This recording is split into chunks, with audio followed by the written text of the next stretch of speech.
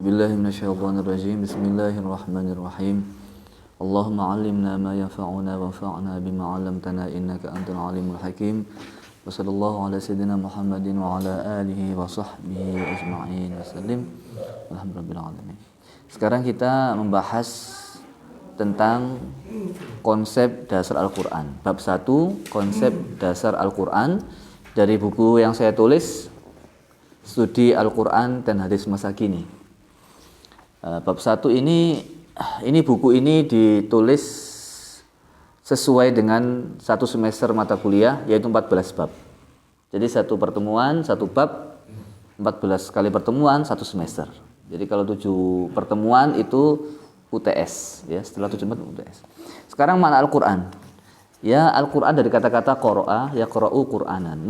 Qara'a yaqra'u Qur'an, masdar. Meskipun dia itu masdar tapi punya makna isim maf'ul, yaitu yang dibaca. Dalam Al-Qur'an Allah sebutkan inna 'alaina jam'ahu wa qur'anah fa idza qara'nahu fattabi' qur'anah. Lalu kemudian secara definisi, ya. Jadi Al-Qur'an ini sudah sesuai dengan kaidah mustaqnya. Kan masdar dari qara'a yaqra'u Qur'an. Qur'an maknanya maqru', yaitu yang dibaca. Enggak ada masalah, itu biasa seperti itu. Meskipun masdar punya makna isim maf'ul, yaitu yang dibaca. Secara terminologi, ya, kalau tadi kan etimologi lughatannya. Kalau istilahannya ini saya ambil dari definisi istilah yang menurut saya lengkap, ya, lebih lengkap dari yang lainnya gitu, yang saya telusuri. Jadi saya ambilkan satu definisi istilahi. Apa itu Al-Qur'an definisinya secara istilahi? Huwa kalamullahi ta'ala al-munazzal ala sayyidina Muhammadin sallallahu alaihi wasallam. Firman Allah yang diturunkan kepada Rasulullah bil lafzil arabi, dengan lafaz bahasa yang Arab, bahasa Arab. Jadi bukan bahasa selain Arab. Lil i'jazi liaqsari suratin minhu, untuk sebagai i'jaz, melemahkan selain Al-Qur'an, meskipun surat yang paling pendek. Surat yang paling pendek? Surat Al-Kautsar. Itu kan ada qawafinya. Inna a'tainakal kautsar fasholli lirabbika wanhar inna syani'aka huwal abtar. 3 ayat, dan itu satu-satunya surat yang tidak ada huruf mimnya. Tidak ada huruf mimnya di situ. Ya, ini juga ada fadilah-fadilahnya Al-Kautsar itu. Al-maktub bil masahif, yang ditulis di mushaf. Al-manqul laina bitawatur, yang dipindahkan ke kita, yang diterima oleh kita secara tawatur. Mutawatir itu apa? Diriwayatkan oleh orang yang banyak. Orang banyak itu bukan orang banyak, artinya Rasulullah bersabda, menyampaikan Quran kepada sahabat yang sangat banyak sekali. Sekali Rasulullah ngomong banyak. Jadi kalau ada Al-Quran yang Rasulullah itu ngomongnya nggak banyak sahabat, itu nggak dianggap sebagai Al-Quran. Jadi ada juga Quran riwayat syadz namanya. Ada juga Quran, kalau kita mau menelusuri dalam kitab tafsir, kita ketemu ada riwayat-riwayat yang tidak mutawatir meskipun sahih. Itu nggak dimasukkan ke mushaf kita. Jadi yang di mushaf kita semuanya riwayatnya tawatir. Kalau kita lihat dalam kitab tafsir kitabnya Ibnu Mujahid, As-Sab'u fil Qiraat, itu kalimat maliki itu ada macam-macam. Maliki, malki, mulki, milki. Tapi yang dipakai kan ada 2 saja. Maliki sama maliki. Itu yang mutawatir. Yang lain enggak mutawatir. Meskipun sahih. Apalagi yang enggak sahih. Yang enggak sahih juga banyak. Makanya ada qiraah yang mutawatir, ada berapa qiraah mutawatir? Asyra. Pendapat jumhur asyra. Pendapat Syafi'iyah ya, itu sab'ah. Tapi pendapat yang syadz berapa? Al-Ba'asyar. Ada buku kitab namanya Al-Qiraat Al-Arba'asyar. Qiraah 14. Itu yang syadz, tidak dianggap Quran. Ulama mengatakan sebagian seperti itu, sebagian tapi ya. Tapi ada beliau sebagian ulama mengatakan tidak sah untuk dibaca dalam sholat, tapi sah dibaca selain sholat. Itu. Al-muta'abbad bitilawatihi, yang dinilai ibadah dengan membacanya. Jadi membaca tok itu sudah ibadah meskipun enggak tahu maknanya. Al-mabdu'u bi suratil Fatihati, ya. Ya, yang dimulai dari surat Al-Fatihah. Al-makhtumu bi suratin Nasi, yang diakhiri dengan surat An-Nas. Jadi dari sini bisa diambil kesimpulan bahwasanya Quran itu al-lafzu wal ma'na minallah. Tapi kalau hadis qudsi itu lafadznya dari Rasulullah, maknanya dari lafadznya dari Rasulullah, maknanya dari Allah, gitu. Tapi kan dalam buku saya bahasanya nggak begitu, ya. Baik lafadz maupun maknanya itu Al-Qur'an. Al-Qur'an jelas berbeda dengan hadis. Karena hadis segi lafadz dari Nabi meskipun secara makna dari Allah. Tapi kalau hadis qudsi lah ini coba. Nah, gimana hadis qudzinya? Ada kalanya ini penting ini. Kalimat ini, ada kalanya Nabi Shallallahu Alaihi Wasallam diperintahkan untuk menisbatkan sabdanya kepada Allah, yaitu hadits qudsi, sehingga disebut sebagai hadits qudsi. Dan ada kalanya langsung disandarkan kepada baginda Nabi Shallallahu Alaihi Wasallam, sehingga disebut hadis nabawi. Ingat, hadis nabawi itu kan lafadz dari Rasulullah, makna dari Allah. Wa ma yantiqu 'anil hawa in huwa illa wahyu yuha. Dalam segi syariat, dalam syariat kalau Nabi bersabda itu dari Allah, maknanya otomatis wahyu dari Allah. Wa ma yantiqu 'anil hawa. Tapi kalau hadis qudsi kan sama-sama dari Allah maknanya. Nah, ada kalanya hadis itu diperintahkan untuk dinisbatkan kepada Allah, dan ada kalanya diperintahkan untuk dinisbatkan kepada Nabi. Kalau diperintahkan untuk dinisbatkan kepada Allah namanya hadis qudsi, kalau diperintahkan untuk disandarkan kepada Rasulullah namanya hadis nabawi. Berarti apa? Qala Allah Ta'ala, ana inda dhanni abdi bihan, gitu. Paham ya? Nah, itu berarti Nabi diperintahkan untuk menisbatkan ucapannya kepada Allah. Nah, itu hadis qudsi, ya. Terus nanti perbedaannya nanti ada di bahasan yang lain. Dari sini difahami bahwasannya apa? Terjemah bukan termasuk Al-Qur'an. Terjemah itu bukan termasuk Al-Qur'an. Terus kemudian secara lafaz, karena ia bukan dari Allah secara lafaz dan maknanya. Bukankah lafaz dan maknanya loh ini ya? Maknanya itu bukankah terjemah itu makna Al-Qur'an? Kan gitu. Ya, kita pahami setiap kalimat yang diterjemahkan pasti akan mengalami dekonstruksi makna. Pasti mengalami pengurangan makna, pasti. Bahasa Arab aja, masak itu kan memasak ya, lomba kait buku. Tapi kalau masak, saya tadi habis renang kedalaman 5 meter tidak naik ke apa? Sathiyah itu apa? Di permukaan air sampai 2 jam. Masak itu apa bahasa Arabnya? Enggak ada. Masak. Enggak ada bahasa Arabnya itu. Kalau kamu asidqun fi ma taqul kan gitu aja. Apakah benar yang kamu sampaikan? Kan enggak enak sama masa beda. Kan zauknya beda. Oh ya? Gitu. Jadi enggak bisa terwakili. Pasti yang kalau ngomong itu, maka terjemah bukan termasuk Al-Qur'an. Maka kalau orang itu ngeruqyah pakai ayat kursi, bisa ada efeknya itu, pengaruh. Tapi kalau ngeruqyah pakai terjemah ayat kursi, enggak pengaruh. Ayo coba. Wah, enggak bisa baca Al-Qur'an, baca ayat kursi terjemahnya aja, enggak ngefek.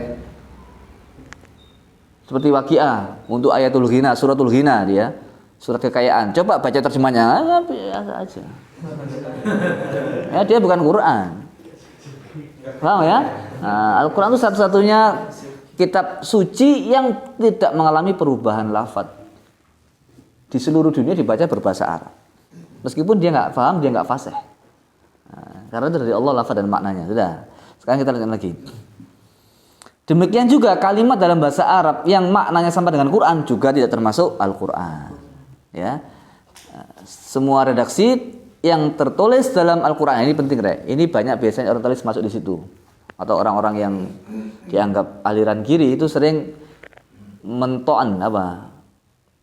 Mentoan apa? Toan itu apa bahasa Indonesianya?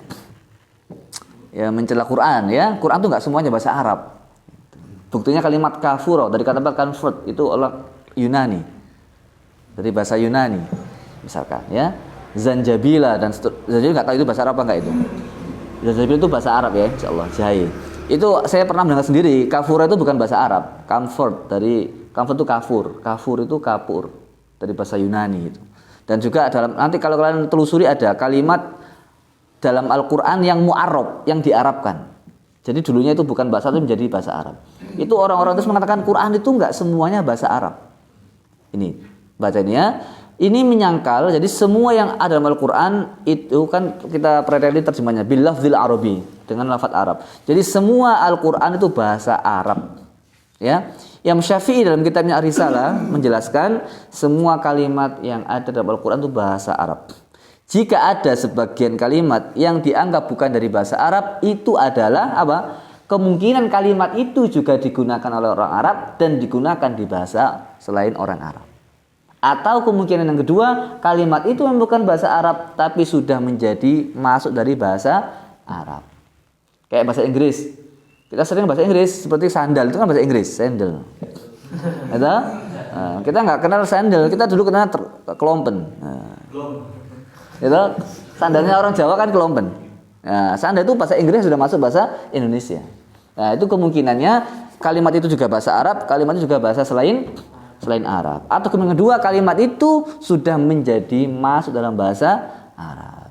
Ada kemungkinan kalimat tersebut memang semula bukan dari bahasa Arab, tapi secara resmi menjadi bahasa Arab. Apa kepastian kalau bahasa Arab semuanya? Firman Allah. Bilisanin arabiyyin mubin wa Qur'anan Arabiyyan ghairu dhi 'iwajin la'allahum yattaqun wa hadza lisanun arabiyyun mubin ila akhirih. Jadi Al-Qur'an semuanya berbahasa Arab. Ya, udah, sekarang nama-nama Al-Qur'an. Nanti lebih lengkapnya baca di buku ini aja ya. Saya kira kita hanya masukan-masukan garis besarnya. Nama Al-Qur'an itu banyak. Yang paling populer itu Al-Qur'an sendiri. Menurut ulama yang paling populer adalah selain Al-Qur'an Al-Furqan. Itu nama kedua Al-Qur'an yang paling populer menurut ulama ya. Al-Furqan ini meskipun isim masdar faraqa yafraqu furqan, tapi dia juga punya makna isim fa'il. Isim fa'il itu apa? Yang membedakan.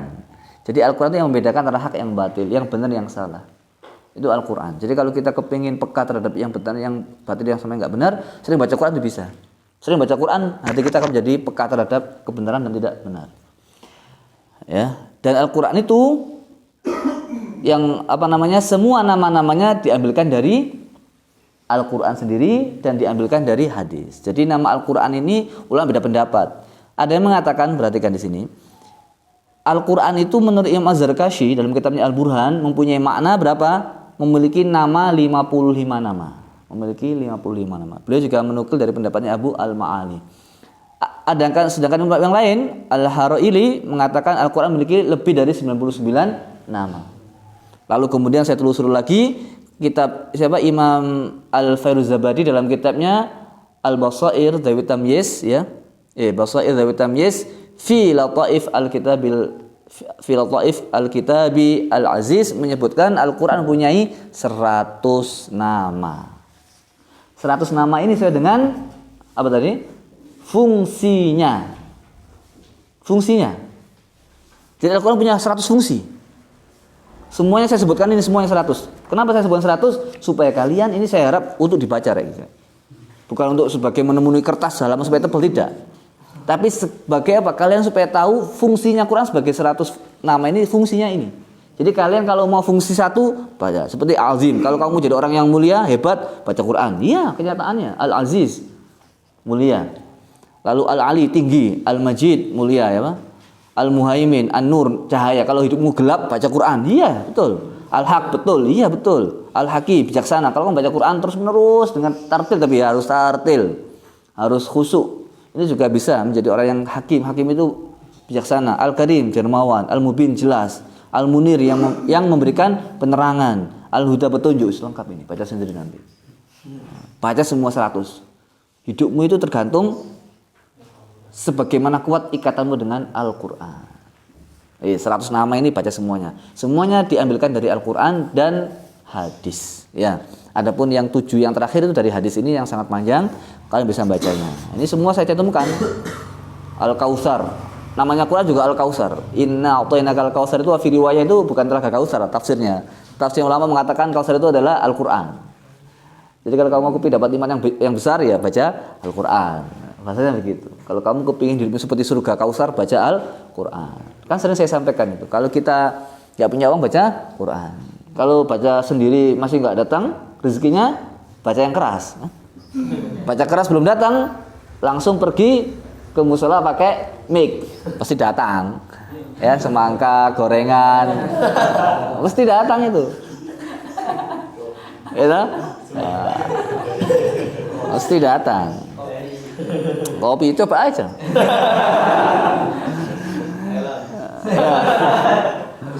Ya. Al-Quran juga punya nama Syifa. Syifa itu apa? Obat. Iya, obat. Ya, baca Quran, ditiupkan ke tangan, diosirkan ke tubuh, obat. Sudah banyak yang membuktikan. Udah, kita langsung aja supaya nggak terlalu banyak. Jumlah susunan surat dalam Al-Quran ini penting.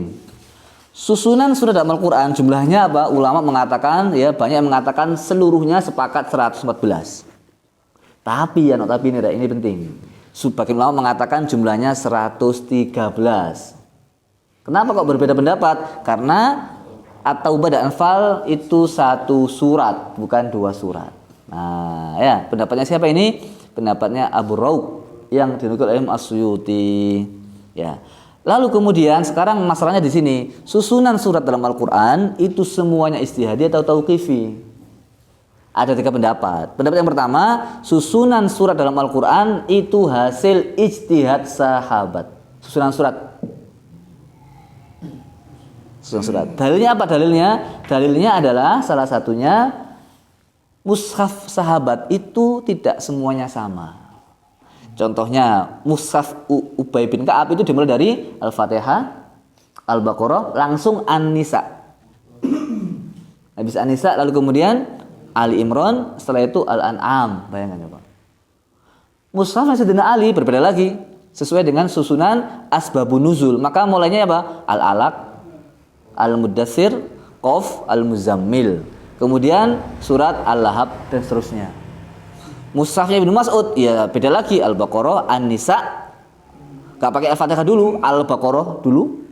Lalu kemudian An-Nisa, kemudian Ali Imran. Nah, ini berbeda-beda. Ini menunjukkan Al-Qur'an susunan suratnya tidak tauqifi. Kalau tauqifi tentunya sahabat akan semuanya sama. Nah, ini pendapat yang pertama. Dalil yang lain apa? Dalil yang lain. Dalil yang lain yang menunjukkan surat dalam Al-Qur'an ditauqif dalilnya. Ini hadis riwayat Abu Dawud, Imam Ahmad, At-Tirmizi, Al-Hakim, Ibnu Hibban, An-Nasai, ya, Ibnu Abbas. Ini panjang ini hadisnya ini. Kesimpulannya adalah Ibnu Abbas ini bertanya kepada Sayyidina Utsman tentang susunan Al-Anfal sama At-Taubah. Ini bagaimana? Nah, itu akhirnya wakanatil, langsung aja ya. Wakanatil Anfal, ini siapa? Sayyidina Utsman. Wakanatil Anfal min awaili ma unzila bil Madinah. Anfal itu awal kali surat yang turun di Madinah. Sedangkan Taubah itu akhir turun Quran. Dan kisahnya qissatuha syabiha, serupa. Anfal itu mirip-mirip aja. Dan Nabi sampai dipanggil sama Allah belum menjelaskan apakah ini 2 surat ataukah 1 surat. Nah, Nabi belum menjelaskan. Karena Nabi itu belum menjelaskan, maka Sayyidina Utsman itu ragu. Karena beliau ragu, akhirnya beliau tidak mencantumkan bismillah dalam surat At-Taubah. Jadi tidak diletakkan bismillah gara-gara beliau ragu saja. Apakah 2 surat ataukah 1 surat? Itu saja. Makanya kalau kita sehabis baca Anfal, enggak usah baca auzu lagi, langsung aja. Innallaha bikulli syai'in alim. Bara'atun, gitu aja. Tidak diperlukan lagi baca auzu lagi. Apalagi baca yang auzunya auzu bikalimatil tammati min syarri ma. Ada itu di Quran yang mushaf yang lama, yang lama itu. Cetakan lama 80-an, tahun 80 90-an itu masih ada. Itu. Jadi kalau makanya membaca akhir surat Anfal dengan Baroah punya 3 wajah. Iling. Yang pertama itu waqaf, alim baroah. Yang kedua alimum baroah. Disambung innallaha bikulli syai'in alimum baroah. Yang ketiga sakta, innallaha bikulli syai'in alim baroah. Loh gitu. Paham tak? Jadi kita nggak perlu baca auzu lagi. Apalagi sampai mengharamkan orang yang baca bismillah dengan At-Taubah, ini berlebihan. Iya apa tidak? Ada apa enggak? Ada. Ya dia nggak tahu kronologisnya. Ada yang begitu. Jangan baca bismillah di at-taubah. Nah, maka ulama beda pendapat dan mengatakan kalau baca di pertama at-taubah makruh, ada yang mengatakan begitu, ada yang mengatakan kalau tengah enggak apa-apa, ada yang mengatakan kalau pertama itu haram, baca di permulaan taubah bismillah itu haram, di pertengahan at-taubah itu makruh. Ini berlebihan. Jadi enggak ada masalah baca bismillah di at-taubah, itu enggak ada masalah. Karena itu hanya keraguan Sayyidina Utsman saja. Tidak dikatakan bismillah. Karena Sayyidina Utsman juga beliau berkata, sesungguhnya setiap kali jadi unzilat al-basmalatu lil fasli baina suratain. Basmalah diturunkan untuk memisahkan dua surat. Dan itu ketika at-taubah itu belum dijelaskan sama Rasulullah. Sehingga beliau ragu. Yes, itu alasan susunan surat itu adalah istihadi. Sekarang pendapat yang kedua, susunan surat Al-Qur'an itu adalah tauqifi dari Allah, dari Rasulullah. Murni enggak boleh dirubah-rubah lagi. Dalilnya apa dalilnya? Dalilnya itu cuma satu. Bukan cuma satu ya, satu yang masuk akal. Yang logis itu apa? Buktinya semua sahabat secara aklamasi, secara keseluruhan sepakat menyetujui hasil susunan mushaf Sayyidina Utsman bin Affan radhiyallahu anhu, dan semua mushaf dibakar oleh Sayyidina Utsman. Paham tak? Itu dalilnya. Tapi kita tahu kenapa Sayyidina Utsman kok membuat mushaf baru? Dikirim sampai ke 5 negara atau 4 atau 6 negara, ikhtilaf riwayah. Karena apa itu alasannya? Karena bukan penyimpangan bacaan, karena terjadi Hudzaifah bin Yaman. Hudzaifah bin Yaman itu ketika sedang hijrah dakwah tugas keluar negara, keluar negeri, itu mendapati orang berantem bertikai gara-gara gara-gara berbeda bacaan. Bacaanmu begini kok saya begini, misalkan maliki ya misalkan ya, ihdinas-si sama ihdinas-si, ihdinas-zi. Nah, itu beda. Wah, ini berantem. Makanya Hudzaifah bin Yaman radhiyallahu anhu lapor ke Sayyidina Utsman, ini mereka ini berantem sedangkan kita masih hidup. Bagaimana kalau orang setelah kita kata berantem? Oh, kalau gitu kita buat mushaf yang satu aja. Supaya mereka enggak berselisih. Loh, begitu. Maka sama, mushaf-mushaf ini dibakar supaya tidak berselisih mereka ini. Kalau orang khatam kan repot. Kalau Qur'annya mushafnya beda-beda. Ada yang pakai acuan Sayyidina Ali, ada yang Ibnu Mas'ud, ada yang Ubay bin Ka'ab, ada yang Sayyidina Utsman. Ini kayak iso semaan kita. Ya enggak? Khataman darusan ini repot sing nyemak iki. Ya apa beda-beda iki? Ya tidak. Nah, itu. Itu pentingnya. Ada penyeragaman mushaf. Jadi dibakar itu bukan karena mereka itu salah atau benar, tapi supaya seragam, supaya enggak berselisih. Nah, itu ya. Nah, jadi Sayyidina itu seperti itu. Itu dalilnya. Yang mengatakan tauqifi karena semua sahabat menyetujui adanya mushaf Utsmani. Yang kedua, apa yang kedua? Yang kedua dalam sebuah hadis riwayat, "Tara'a alayya hizbun minal Qur'an, fa aradtu alla akhruja hatta aqdiyahu." Saya ini apa? Ada beberapa surat yang belum saya baca, bahasanya gitu. Ada beberapa hizib. Apa itu hizib itu? Bagian-bagian kumpulan Quran yang belum saya baca, dan saya nggak mau keluar rumah sampai saya menyelesaikan hizib saya. Jadi Nabi itu juga istiqomah baca Quran rutin. Ada hizib-hizib yang beliau istiqomahkan. Fasa'alna ashab Rasulullah sallallahu alaihi wasallam asbahna qala kaifa tuhazibul Quran? Gimana kamu membagi Quran? Nuhazibu salasa suwar wa khamsa suwar wa sab'a suwar wa tis'a suwar wa 11 suwar ila akhirih. Nah, kalimat ini menjadi dasar, kan enggak secara konkret menyebutkan kalau Quran itu susunannya secara atau kan enggak ada ya. Hanya Nabi itu membagi-bagi Quran, mengelompokkan Quran. Sahabat juga mengelompokkan Al-Quran. Ada yang 3 hizib, berarti 10 juz sehari. Ada yang 5 hizib, 5 surat setiap hari. Ada yang 7 surat setiap hari, macam-macam. Tergantung kemampuan sahabat. Jangan sampai enggak baca Quran. Lalu kemudian ada lagi hadis, wa'titu makanat taurati asab'atiwal. Sab'atiwal apa? 7 surat yang panjang. Nah, ini kan urut. Berarti itu tauqif dari Nabi. Wa makana zaburi al-mi'in, ada surat yang 100-an. Wa makana al-injil al-masani wa fuditu bil mufassal.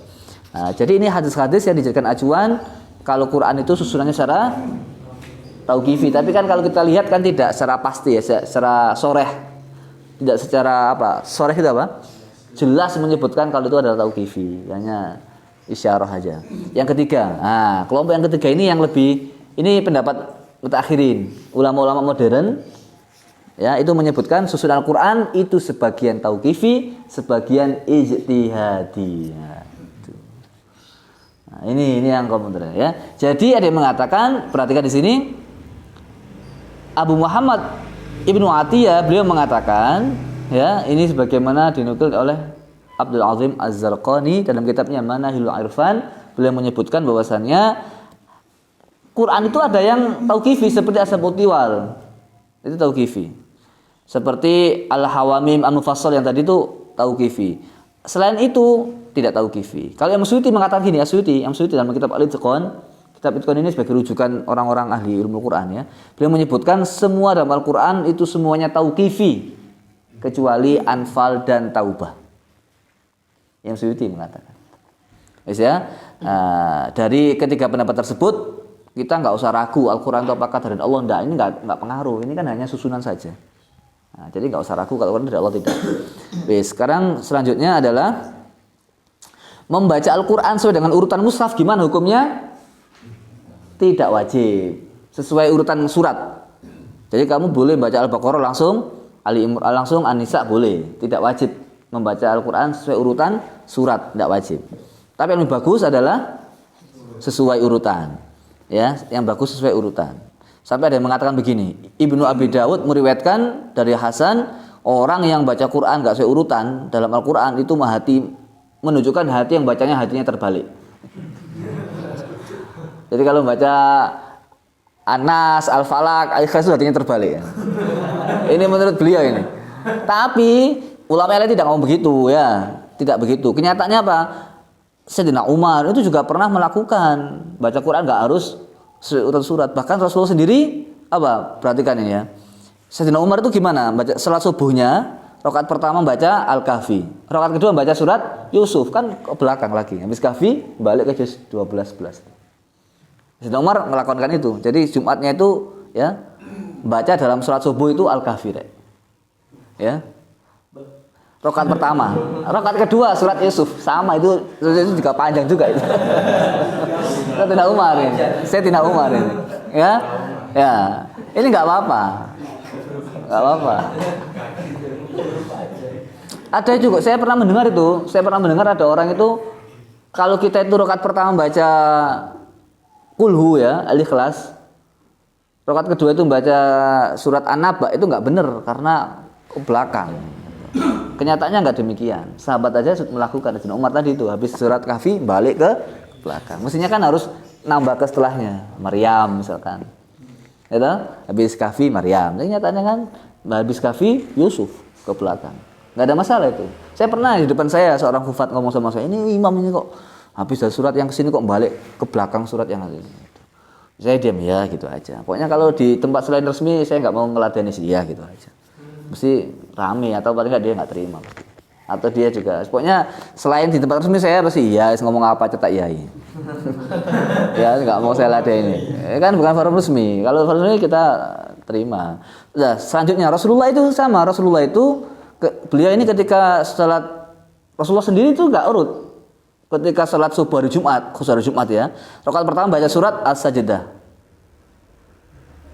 rakaat kedua baca surat Al-Insan juz 9. Sajdah kan sekitar juz berapa itu? Juz 20. Ya, satu pasti. Juz 21 sajdah. Rakaat kedua juz 29. Loh, Rasulullah seperti dari Jumat. Selain dari Jumat, rakaat pertama surat Al-Kafirun, rakaat kedua surat Al-Ikhlas. Rasulullah itu ya. Surat Al-Kafirun sama surat Al-Ikhlas. Jadi enggak ada masalah. Kalau baca surat itu sesuai urutan. Tapi, ya ada tapi. Tidak boleh yang sebaiknya itu ya memang yang hati-hatinya ya urut sebaiknya habis Ikhlas Al-Falaq. Nah, ini tetapi tidak boleh bahkan itu hukumnya haram. Haram syadid itu membaca Quran tidak sesuai dengan urutan ayat. Karena enggak akan mungkin bisa connect artinya. Fawailul lil musallin alladzina hum 'an salatihim sahun. Balik apa? Alladzina hum 'an salatihim sahun failul musallin kan enggak nyambung artinya. Artinya itu kebalik nanti. Artinya mungkin kebalik. Ya, itu haram, sangat haram sekali. Ya, sekarang habis ini selesai kurang dikit. Jumlah susunan ayat dalam Al-Qur'an. Jumlah susunan ayat sekarang jumlah susunan ayat dalam Al-Quran itu jumlahnya ulama beda pendapat. Semuanya sepakat 6.200. Setelah 200 ini yang beda pendapat. Kalau ulama Madani 6.217. Ulama Madani akhir, kalau Madani awal 6.217, ulama Madani akhir 6.214. Ini madhabnya Imam Nafi', Imam Ismail bin Ja'far ya. Kalau Madani awal Imam Nafi' dari riwayat Abu Ja'far Yazid Al-Qaqqa. Kalau yang Madani akhir Imam Nafi' dari riwayat Ismail bin Ja'far. Ulama Maki itu 6.219. Ini pendapat yang sesuai dengan pendapatnya Imam Ibnu Katsir Al-Makki dari Mujahid Ibnu Jubair.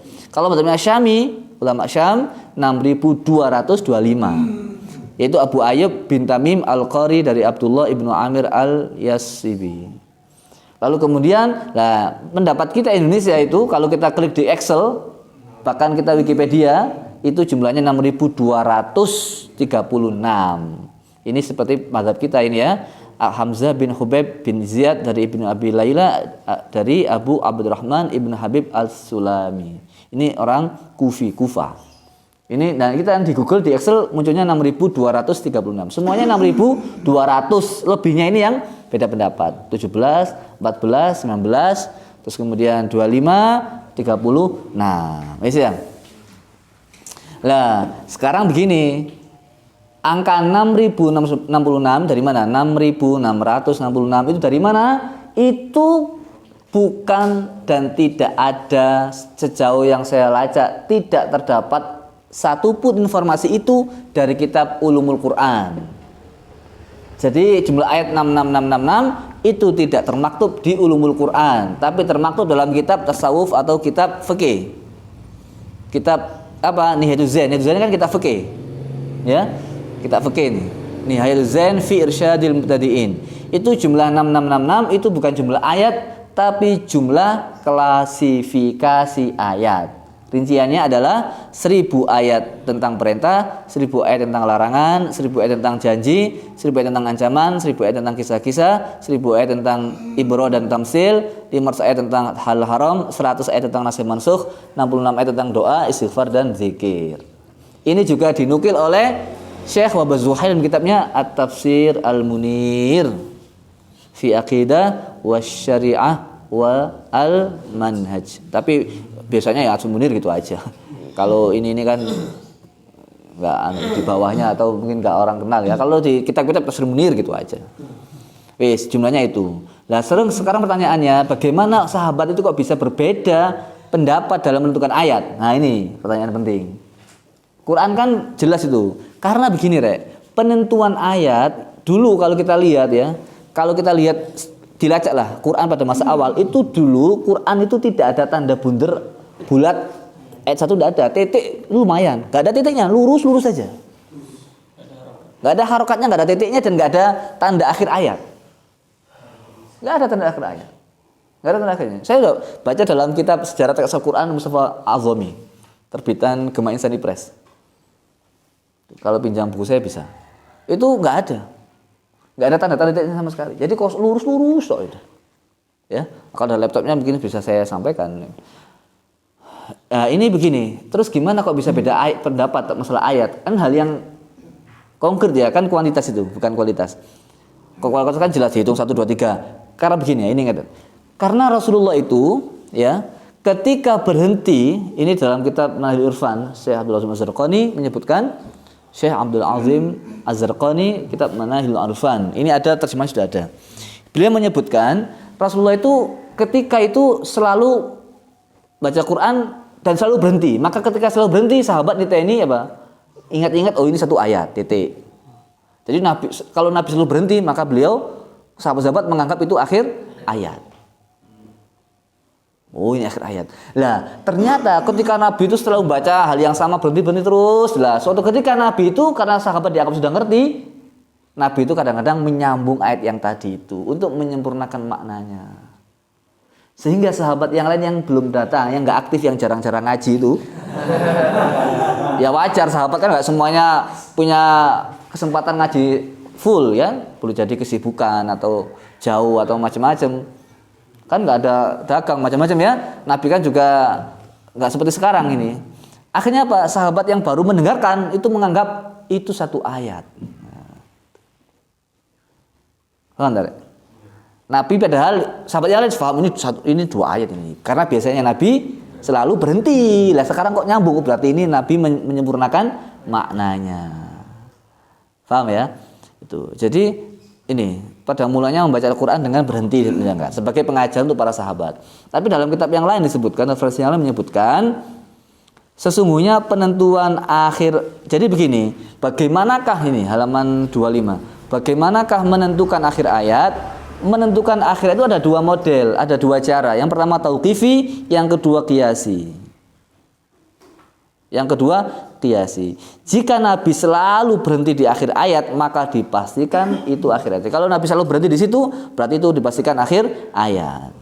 Jika Nabi tidak pernah berhenti pada salah satu ayat tertentu, dipastikan itu bukan akhir ayat. Ini namanya tauqifi. Nah, ini yang jadi masalah. Bila terkadang ya, bila terkadang Nabi berhenti, kadang tidak berhenti, maka penentuan ini adalah qiyasi. Qiyasi itu adalah istihadi gitu. Kadang Nabi berhenti, kadang tidak berhenti. Kenapa Nabi berhenti? Ulama dalam referensi yang lain menyebutkan karena boleh jadi Nabi itu apa? Nafasnya nggak nyampe. Gitu. Ada kalanya itu Nabi menyempurnakan maknanya, dan ada kalanya yang tahu hanya Nabi saja. Gitu. Kenapa kok terus berhenti ya gitu? Ini metodenya ada dua, tauqifi sama istihadi. Jadi nggak ada masalah. Yang jadi masalah itu kalau menurut saya itu ya, contohnya ini berhenti di surat An-Nasr ya. Idza jaa nasrullahi wal fath wa ra'aitan nas yadkhuluna fi dinillahi afwajan fasabbih bihamdihi, ngapain begitu itu? Coba. Wa ra'aitan nas yadkhuluna fi dinillahi afwajan fasabbih bihamdihi. Ini kalau menurut saya ini, kalau dalam ilmu wakaf ini enggak ada dasarnya ini. Kalau dasar ilmu wakaf lo ya, dalam dasar ilmu wakaf lo ini, kenapa dia berhenti itu? Kalau nafasnya nggak, kecuali kalau dia itu apa mau sambung tapi nggak kuat, ini nggak apa-apa. Tapi kalau disengaja itu nggak ada dasarnya. Lebih baik ya afwaja. Makanya Mushaf Madinah tidak ada tanda akhir ayat, tidak ada tanda wakaf di akhir ayat, karena semua akhir ayat itu hukumnya wakafnya adalah wakaf hasan. Berhenti di akhir itu wakafnya hasan, meskipun maknanya nggak sempurna. Ini Mushaf Madinah, mazhabnya Imam salah satu imam yang diikuti oleh Mushaf Madinah. Jadi berhenti lebih baik. Kalaupun dia terus kan artinya kan sudah sempurna, sudah artinya sudah tidak qabih kan gitu. Berhenti kan nggak qabih, kecuali kalau fawailul lil musallin itu baru masalah itu. Celakalah bagi orang yang sholat, itu kan masalah kan itu. Masalah itu masalah maknanya, bukan masalah wakafnya gitu. Ada yang mengatakan qabih jiddan itu. Celakalah bagi orang yang sholat, orang sholat itu celaka. Apa yang diteruskan bahaya. Fawailul lil musallin, sadaqallahu azim, kan capek. Ini parah ini. Nah, makanya Mushaf Indonesia ada tanda lamnya, latakifnya di penghujung itu. Mushaf Madinah nggak ada tanda la-nya, nggak ada tanda la, la itu jangan berhenti. Karena apa? Meskipun maknanya itu nggak sempurna, tetap sunnah. Tetap sunnah berhenti di akhir ayat. Nah ini kan afwajan fasabbih. Ini kalau menurut saya Allah bisawab ya, ilmu itu kan kita berbicara sesuai dengan kemampuan kita, keilmuan kita. Ini kalau menurut saya ilmu wakafnya nggak kena itu. Artinya kan sudah nggak ada masalah kan? Afwaja fasabbih, lu kan enak gitu kan? Kamu akan melihat manusia akan masuk agama secara berkelompok afwaja, berhenti fasabbih, maka batas mana enak ini. Kalau mau nyambung terus ya nggak apa-apa, afwaja mau nafasnya panjang. Idza jaa nasrullahi wal fathu wa ra'aitan nasa yadkhuluna fi dinillahi afwajan fasabbih. Enggak nyampe rek fasabbih. Nah, ini enggak apa-apa. Kalau alasan itu enggak apa-apa, karena dia itu mau mencoba satu nafas dalam semua ayat enggak nyampe enggak apa-apa. Tapi kalau kebiasaan itu enggak nyampe kok terus no, itu kan maka menjadi masalah gitu. Nek wis ngerti gak nyampe kok setiap membaca kok mesti afwajan fasabbih kok masih begitu kan ya, menurut saya kan trouble dalam keilmuannya ini menurut saya Allah miswab ini. Paham ya? Kan ada gitu kan, ada yang begitu itu. Jangan diteruskan ya. Ini merusak keilmuan ya, ilmu Quran ini. Ya, justru malah itu. Nah, artinya nggak ada masalah. Nah, saya tanya sama guru saya itu Syekh Dr. Aksin Sakho ya. Beliau sudah profil belum, saya nggak tahu itu. Itu saya tanya, itu gimana? Saya tanya apa teman saya yang tanya itu waktu di Jakarta itu. Fawil Musholin itu yang benar itu bagusnya itu berhenti apa terus? Beliau bilang gini, saya punya 2 guru. Guru saya yang satu mengatakan harus berhenti, guru saya yang satunya mengatakan harus terus. Karena kalian murid saya terserah milih yang mana. Itu. Paham ya? Tidak masalah. Kalau itu kan baru masuk akal kalau disambung. Fawailul lil musallin alladzina hum an salatihim sahun. Gitu. Sudah, sekarang terakhir jumlah tanda waqaf dalam Al-Qur'an. Ya. Kan kita tentang konsep dasar Al-Qur'an. Jumlah waqaf dalam Al-Qur'an, Mushaf Indonesia ya, Mushaf Madinah dulu. Mushaf Madinah memiliki tanda waqaf 4273. Nah, kalau nggak percaya itu sendiri deh. Mushaf Madinah mengikuti pendapat berhenti di akhir ayat termasuk wakaf Hasan ya. Meskipun tadi saya disebutkan, meskipun maknanya belum sempurna. Indonesia memiliki total wakaf berapa? 7.221. Pendek. Di tengah berjumlah 5.074 di tengah. Di akhir ayat 2.147. Di akhir. Seperti kayak fawailul lil musholin itu ada tanda wakafnya lam. Nah, itu ada 2.147. Itu. Nah, Mushaf Libya tanda wakafnya 9.947. Di tengah sejumlah 4.900, yang di akhir sebanyak 5.033. Di akhir ayat 5.000, justru lebih banyak yang di akhir ayat 5.033. Bedanya mana Mushaf Libya sama Indonesia? Begini peletakan tanda wakaf. Kalau Mushaf Indonesia baru ada tanda wakafnya kalau itu maknanya nggak sempurna kayak fawail musholin tadi. Kalau Mushaf ini beda. Kalau Mushaf ini justru kalau maknanya sempurna baru ada tanda wakafnya. Kayak Maliki Yaumiddin, iyyaka na'budu gini, Bismillahirrahmanirrahim, nggak ada tanda wakafnya. Alhamdulillahirabbil alamin, ada wakafnya. Ar-Rahmanirrahim, nggak ada tanda wakafnya. Maliki Yaumiddin, ada tanda wakafnya. Karena itu sudah selesai, sudah sempurna. Baru iyyaka na'budu wa iya mulai. Kan itu kan Ar-Rahman sifat, Alhamdulillah sifat, Alhamdulillah kan sifat ya. Ar-Rahman sifat, Maliki sifat, sudah berhenti di situ. Dan Mushaf Maroko ya, Mushaf Libya juga itu tanda wakafnya cuma satu tanda aja, apa? Tanda sot, roksusot itu. Satu model. Indonesia punya 5 model tanda wakaf. Indonesia punya 6 tanda wakaf. Madinah punya 5 tanda wakaf. 5 tanda wakaf Indonesia. Madinah 5. Madinah tidak ada tanda lam alifnya. Hanya itu aja. Indonesia 6 karena ada tanda lam alifnya. Indonesia sebelum tahun 81, tahun 1991, Mushaf Indonesia sebelum tahun 81 tanda wakafnya sejumlah sekitar 11 atau 12 tanda wakaf. Seperti za, sin, po, itu dipangkas semua itu sekarang. Tinggal 6. Nah, itu. Za sudah enggak ada lagi, sin sudah enggak ada lagi.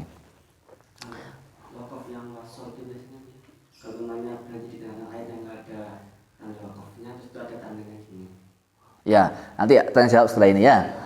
Setelah itu jadi kesimpulannya penentuan wakaf itu adalah hasil ijtihadi. Jadi nggak ada masalah. Setiap Quran itu beda-beda. Di mushaf ini boleh jadi wajib berhenti, di mushaf yang lain tidak boleh berhenti atau biasa aja atau nggak ada tandanya. Wajib berhenti itu bukan wajib haram atau wajib syar'i, tapi itu wajib istilahi. Tanda wakaf ini sangat menentukan maknanya. Beda wakaf, beda makna. Paham ya? Nanti perinciannya bisa dilihat dalam buku saya ini. Wallahu a'lam bishawab.